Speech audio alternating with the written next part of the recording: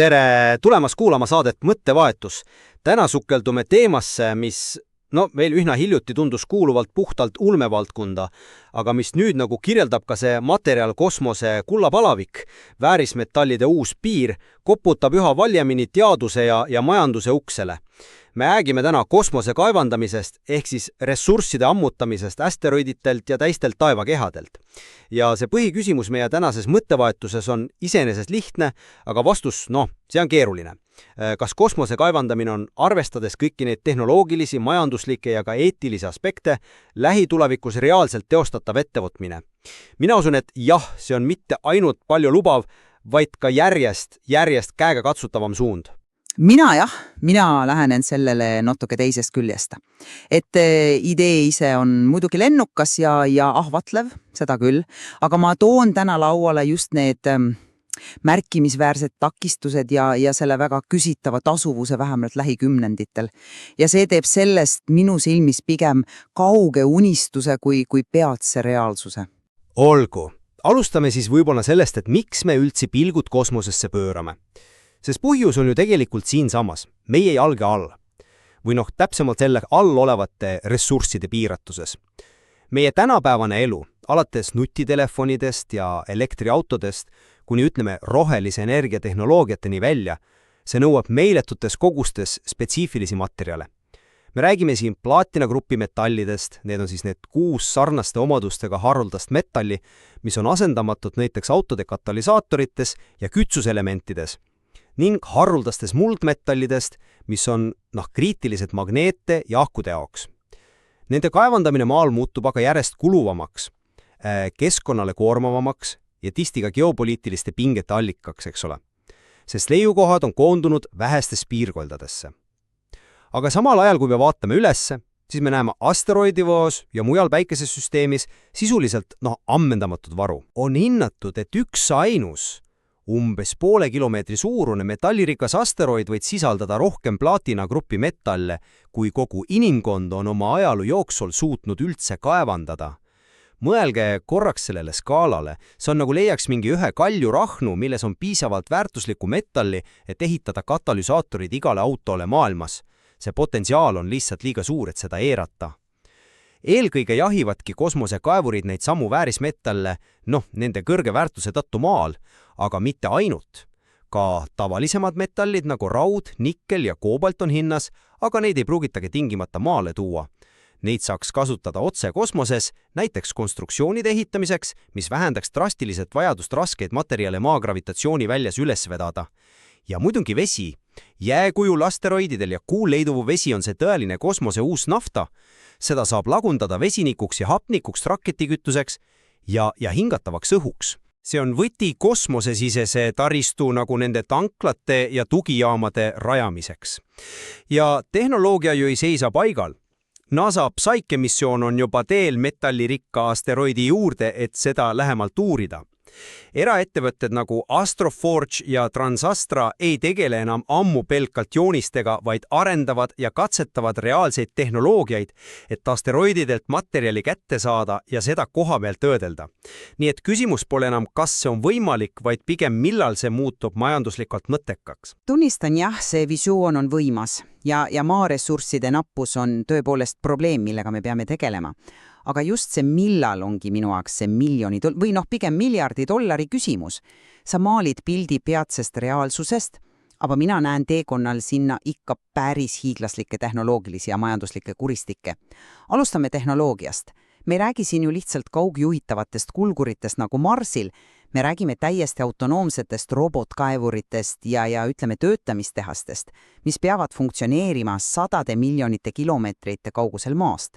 Tingimused seal on äärmuslikud, täielik vaakum, temperatuuri kõikumised, mis võivad ulatuda sadadesse kraadidesse Celsiuse järgi plussist miinusesse, ja siis see pidev kõrge energiaga kosmilise kiirguse pommitamine, mis hävitab elektroonikat ja mis kõige olulisem, need masinad peavad töötama aastaid ilma, et ükski hooldusmeeskond sinna ligi pääseks. Kui midagi katki läheb, siis ongi põhimõtteliselt missioon läbi.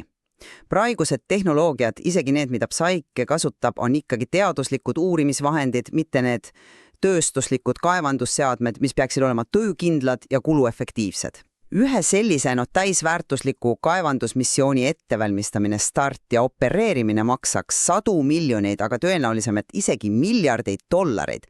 Kes selle kinni maksab, kui tasuvus on nii ebakindel? Teiseks, see õiguslik segadus. Sa mainisid seda 1977 aasta kosmoselepingut. See keelab küll riikidel kuulutada Kuu või asteroidid enda omaks, aga jätab täiesti lahtiseks küsimuse. Kas ja kuidas eraettevõte tohib sealt kaevandatud ressursse, seda asteroidi tükki, seda vett, enda omaks pidada ja müüa? See on täielik juriidiline hall ala, kus puuduvad selged rahvusvahelised reeglid. See on nagu metsik lääs, aga kosmoses, et kes esimesena kohal ja torkab lippu maale, see dikteerib. Plaatinat? Mis siis juhtub selle metalli turuhinnaga? Tõenäoliselt kukub see kokku, eks ole? Nullides kogu missiooni kasumlikkuse ja võib-olla isegi destabiliseerides olemasolevaid turge ja kaevandussektorit siin maal. Ja lõpetuseks need eetilised küsimused, mida me ei tohi unustada. Kas meil on moraalne õigus minna ja muuta pöördumatult teisi taevakehi, isegi kui need on elutud kivikamagad? Kellele need ressursid tegelikult kuuluvad? Kas sellele, kes on kõige võimsam tehnoloogia ja sügavamad taskud, või peaks olema kuidagi seotud kogu inimkanna hüvanguga? Need on ikka väga tõsised küsimused, millele meil pole praegu isegi mitte häid vastuseid, rääkimata mingist konsensusest. Need on kõik õigustatud punktid, seda küll, eriti tehnoloogia ja maksumuse osas. Aga ma pakun siia natuke teistsuguse vaatenulga. Sa ütled, et tehnoloogia pole valmis ja kulud on meeletud. Jah, praegu on see kallis ja keeruline, ma olen nõus. Aga tehnoloogia areneb ju eksponentsiaalselt. Mõelgi korraks, kus oli tehisintellekt või robotika, ütleme 10-20 aastat tagasi, kus see on täna. Me ei räägi enam ainult teooriast. Psyche annab meile hindamatud andmed just sellise asteroidi koostise ja struktuuri kohta, mida me kaevandada tahaksime. Ja need eraettevõtted, keda ma mainisin, ei ehita lihtsalt uurimissonde, vaid spetsiifilisi prototüüpe, mingeid robotkäppe asteroidi pinnase kraapimiseks, puure sügavamale tungimiseks, magneteid metalli osakeste eraldamiseks, isegi mingeid väikeseid sulatusahja metalli kontsentreerimiseks. See on reaalne inseneritöö, mis toimub praegu. Ja võti ei peitungi tingimata selles, et kõike kohe maale tagasi tuua. See on just kohapealne ressursikasutuse ISRU, In situ resource utilization, mis muudab mängu. Kui me suudame asteroididelt ammutatud veest toota rakeetikütust kosmoses, siis langeb järgmiste missioonid, olgu need siis Marsile, kaugemale asteroidivööni või isegi lihtsalt maalähedase kosmosejaama varustamise kulu dramaatiliselt. Mõned hinnangud ütlevad, et vee transportimine maalt orbiidile maksab 10 000 dollareid liitri kohta. Selle tootmine kosmoses võiks kulu vähendada 90-95%. See teeks näiteks mehitud Marsi missiooni potentsiaalselt mitu korda odavamaks. Samamoodi metallidega ehitame päikesepaneelide raamid, elumoodulite karkassid või isegi terved kosmosejaamad materjalidest, mis on juba kosmoses olemas. See loob täiesti uue iseseisva majanduse. Jah, esimene kaevandusmissioon on kallis investeering, aga see on investeering tulevikku, mis avab ukse palju laiaulatuslikumale ja mis peamine odavamale kosmose kasutamisele pikemas perspektiivis. See on nagu esimese raudtee ehitamine alguses oli kallis, aga see muutis kogu majanduse ja logistika. See ISRO argument on kahtlemata kõige tugevam kaart teie pakis, seda ma tunnistan. Aga ma jään ikkagi selle tehnoloogilise optimismi suhtes skeptiliseks, eriti lähiaja perspektiivis. Psyche teadusmissioon, hüppe sealt kommertskasutuseks sobiva töökindla autonoomse ja kuluefektiivse kaevandus- ja töötlemisliini on, see on tohutu. Me ei saa alahinnata neid insenertehnilisi väljakutseid. Kujutage ette roboteid, mis peavad hakkama saama selle ülipeene abrasiivse asteroidi tolmuga, mis tungib igale poole ja hävitab mehaanikat. See on kuulgi suur probleem, eks ole. Või kuidas sa ankurdatakse masinad asteroidi külge, mille gravitatsioon on nii nõrk, et puurimise vastujõud võib masina lihtsalt kosmosesse paista. Kust tuleb energia nende masinate ja protsesside jaoks? Kas tohutud päikesepaneelid või mingid tuumareaktorid, mis lisavad veelgi keerukust ja maksumust? Need pole triviaalsed probleemid. Ja isegi kui need lahendatakse, räägime ausalt, me räägime tehnoloogiatest, mille see valmistustase TRL, on praegu heal juhul laboris mingi prototüübi tasemel, mitte tööstuslikult kasutatav, ning see viib mind tagasi kulude ja tasuvuse juurde. Rääkida miljarditesse ulatuvatest investeeringutest projektidesse, mille esimene reaalne tulu võib tulla alles, ütleme, 15-20 aasta pärast ja mille õnnestumine sõltub nii paljudest muutujatest, see on tänapäeva majanduskliimas, pehmelt öeldes keeruline. See ISRU-põhine tulevikumajandus kõlab hästi, aga see eeldab, et tekib piisavalt suur ja püsiv nõudlus selle kosmoses toodetud kütse ja materjalide järele. Kes on need kliendid lähima 10-15 aasta jooksul? Mõned üksikud riiklikud kosmoseagentuurid ja paar erafirmad. Kas sellest piisab, et õigustada miljardeid? Või juhtub nii nagu paljude suurte tehnoloogiliste projektidega, näiteks termotuumasünteesiga? See on alati 30 aasta kaugusel. Aga see pole ületamatu takistus. Esiteks, see kasvav nõudlus maal on reaalne ja pikaajaline. Rohetehnoloogiad, akud, elektriautodele võimsad magnetid, tuulegeneraatoritele, efektiivsed katalüsaatorid, vesinikumajandusele, kõik need vajavad just neid metalle, mida kosmoses leidub. Praegused prognoosid näitavad, et nõudlus mõnede haruldaste muldmetallide ja plaatinagrupi metallide järele võib järgmise 10-20 aasta jooksul mitmekordistuda. Maapealne kaevandamine ei pruugi sellega sammu pidada või muutub keskkonnakahjude ja sotsiaalsed probleemide tõttu vastuvõtamatuks. Kosmos pakub siin alternatiivi. Teiseks, turule toodavaid koguseid saab ja ilmselt tulebki reguleerida. Esimene eesmärk ei pruugigi olla platina odavaks muutmine maal. Võib-olla kasutatakse seda esialgu ainult kõrgtehnoloogiliste rakendustes, kosmoses endas või luuakse strateegilised varud maal. Kolmandaks, ja ma rõhutan seda uuesti, sest see on minu arvates kõige olulisem majanduslik argument, vee väärtus kosmoses. Need kosmosetanklad, mis pakuvad asteroididelt või kuult hangitud ja kütuseks muundatud vett, on revolutsioonilised. See on nagu ehitaks esimesed söölaod ja sadamad aurulaevade ajastu alguses. See võimaldab regulaarselt ja odavamat transporti Maa-orbiti ja Kuu vahel, Maa-orbiti ja Marsi vahel. See loob aluse täiesti uuele majandustegevusele kosmoses, turism, teadusjaamad, satelliidide hooldus, tulevikus võib-olla isegi tootmine. Nõudlus selle kütuse järele kasvab paratamatult koos meie tegevuse laienemisega väljaspool maad. See kosmosesisene majandus on see, mis teeb kosmose kaavandamise pikas plaanis tasuvaks, mitte tingimata metallide müük maal. Ma olen nõus, et vee kasutamine kütusena kosmoses on potentsiaalselt kõige realistlikum ärimudel lühemas perspektiivis, aga isegi siin on küsimusmärke. Kui kindlad me saame olla, et see kosmosesisene nõudlus tekib piisavalt kiiresti ja piisavalt suures mahus? Kas see õigustab neid hiiglaslikke alginvesteeringuid asteroidide juurde lendamiseks, kaevandamiseks ja vee töötlemiseks? Konkurents võib tulla ka mujalt. Näiteks kuupoolustelt vee hankimine võib osutuda tehnoloogiliselt lihtsamaks või vähemalt logistiliselt lähemaks kui mõne kauge asteroidi jahtimine. Mis puudutab aga materiaalide maale toomist, siis siin jään ma ikka väga skeptiliseks. Isegi kui me suudame neid metalle kosmoses kaevandada ja isegi esmaselt töödelda, siis nende transporteerimine tagasi läbi maa atmosfääri ja turvaline maandamine on erakordselt keeruline ja kallis protsess. Energia, mis kulub kauba orbitilt allatoomiseks, on samuti märkimisväärne. On väga raske näha, kuidas see saaks kunagi olla hinna poolest konkurentsivõimeline maapealse kaevandamisega, isegi kui viimane muutub kallimaks ja keskkonnanõuded karmistuvad. See on natuke nagu üritaks vedada liiva Saharast Dubaisse ranna ehitamiseks. Põhimõtteliselt võimelik, aga kas see on ka mõistlik? Ja see turu destabiliseerimise oht jääb õhku rippuma. Rääkida kontrollitud turule toomisest kõlab hästi paberil, aga reaalsuses, kus tegutsevad konkureerivad eraettevõtted ja võib-olla ka erinevad riigid, kellel kõigil on omad majanduslikud ja strateegilised huvid, võib see kontroll osutuda illusiooniks. Kujutage ette stsenaariumid, kus üks ettevõtte või riik otsustab turule paista suure kogused konkurente välja süüa. See võib vallandada ettearvamatut tagajärge globaalses majanduses. Me ei saa seda riski lihtsalt ignoreerida kui lahendatava probleemi. Lõpuks siis see õiguslik ja eetiline pool. Sa tõid välja selle õigusliku ebaselguse ja metsikule ääne ohud. Tunnistan sündlaselt 1967. aasta kosmoseleping loodi ajastul, mil kommertslik kosmose kaevandamine oli puhas fantaasia. Ja see vajab kindlasti kaasajastamist, eriti just ressursside omandiõiguse ja kasutamise osas. Aga ma ei näe seda ületamatult takistusena. Ajaloogu on täis näiteid, kus uus tehnoloogiline võimekus ja majanduslikud huvid on lõpuks viinud uute rahvusvaheliste reeglite ja lepingute sõlmimiseni. Mõelgem kasvõi mereõigusele või lennundusreeglitele. Vajadus loob seadused, eks ole? Ja protsess juba käib. Üksikud riigid nagu Luksemburg ja USA on vastu võtnud seadusi, mis annavad nende ettevõtetele õiguse kaevandatud kosmoseressursse omada.